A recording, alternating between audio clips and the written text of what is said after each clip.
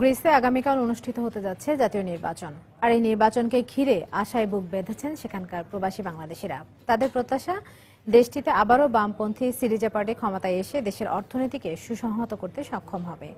Greece থেকে ঘুরে এসে বিস্তারিত জানাচ্ছেন শোয়েব কবির। গ্রিসের চলমান অর্থনৈতিক মন্দার মারাত্মক প্রভাব পড়েছে সেখানে বসবাসরত প্রবাসী বাংলাদেশিদের উপরও। দেশটিতে ৩৫,০০০ বাংলাদেশি থাকলেও মন্দার প্রভাবে দিন দিন এই সংখ্যা কমছে। আর্থিক লোকসানের মুখে অনেকে ব্যবসা প্রতিষ্ঠান বন্ধ করে দিতে বাধ্য হচ্ছেন, অনেকে চলে যাচ্ছেন ইউরোপের অন্যান্য দেশে। প্রায় ৩০-৩৫,০০০ লোক ছিল, এখন ৪-৫ বছর হয় লোকজন বেশিরভাগ চলে যাচ্ছে। আর এই সুযোগে বর্তমানে বর্ডার খোলা, এই সুযোগে পাবলিক চলে যাচ্ছে অন্য দেশে। যারা কাজ করেন বিভিন্ন রেস্টুরেন্ট কিংবা ইসেতে, তো রেস্টুরেন্টের মালিকগণ তাদেরকে ঠিকভাবে তাদের পারিশ্রমিক দিতে পারছে না।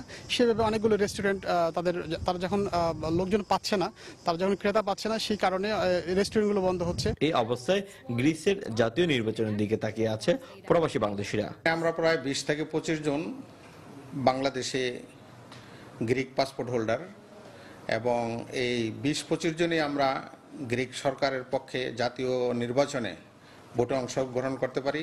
যদিও আমাদের বাংলাদেশিদের ভিতরে এবং সব বিদেশিদের ভিতরে বহু আশা আকাঙ্ক্ষা যে আমরা সকলে ভোটে অংশগ্রহণ করি।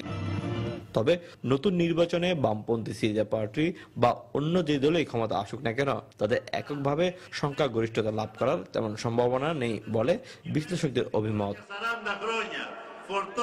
দীর্ঘ ৫ বছর ধরে চলা অর্থনৈতিক মন্দায় বেশ বিপাকে পুরো গ্রিসবাসী, আর এতে বেশ দুশ্চিন্তায় রয়েছেন পুরো বাংলাদেশের কমিউনিটি। যারা ব্যবসা করতেন তারাও অনেকে ব্যবসা বাণিজ্য গুটিয়ে চলে গেছেন অন্যত্র, আর যারা শ্রমিক কিংবা কর্মচারী রয়েছেন তারা বেশ কষ্টে জীবনযাপন করছেন। তারা এখন তাকিয়ে আছেন আগামী ২০ সেপ্টেম্বর গ্রিসের ন্যাশনাল নির্বাচন সেটির দিকে। গ্রিসের পার্লামেন্ট ভবন থেকে শোয়েব কবির, সময় সংবাদ।